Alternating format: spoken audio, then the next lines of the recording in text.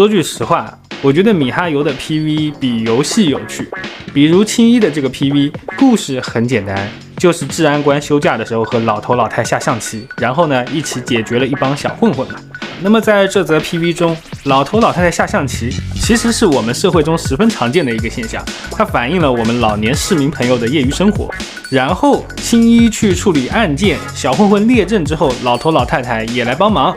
大爷说什么维护社区，我们也不轻易认输，然后就展现了一套华丽缭乱的 Chinese 功夫。那这种设计的背后，它是不是反映的就是警民的和谐关系？然后这些大爷大妈的招式，后面单枪，解杀，双马一拳，半脚马，二鬼拍，都是象棋中的术语。那么如果玩家自己也下象棋，自然也会被这种招式给逗乐。所以青衣的这个 PV 它展现出来的内容不但充满想象，非常整活，内核更是提炼了我们社会常见的景象，是来源于我们自己的生活。那么我作为国人，自然会被它展现出来的文化属性所吸引，我会觉得它很生活化，但又不缺乏年轻人的想象力和活力。而我们在说到对外的文化输出的时候，我们面临的问题，首先是如何让对方放下抵触情绪，主动接受内容，这是非常重要的。所以游戏把我们的文化内核包装成对方感兴趣的各种形式展现出来，然后在游戏的过程中逐渐去形成一种文化认同。那就像神女劈关，我们有几个玩家平时真的去听戏曲，那肯定是寥寥无几嘛，但是它包装成游戏，做成年轻人喜欢的样子，那么传统文化的魅力就切实的让玩家都体会到了。那很显然，这种传播的效果比长辈强按着你的头让你硬听戏曲要更好。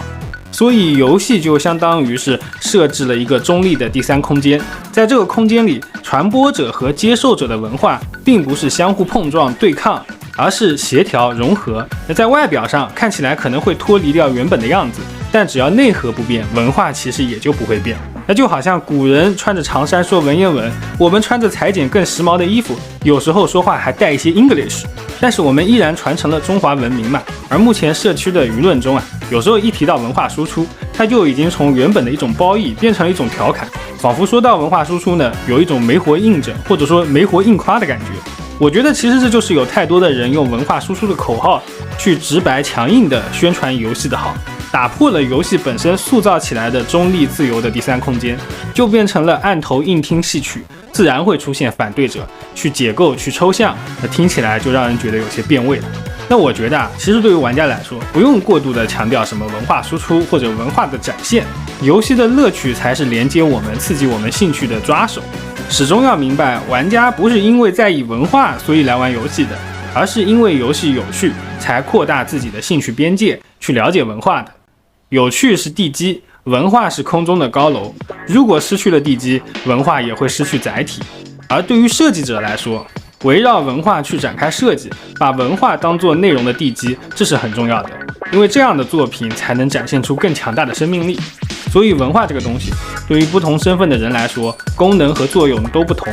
不误解不夸大，理性的去认知，才是我们应有的态度。好吧，那么本期小作文就写到这里，我是提瓦特地理，我们下期再见。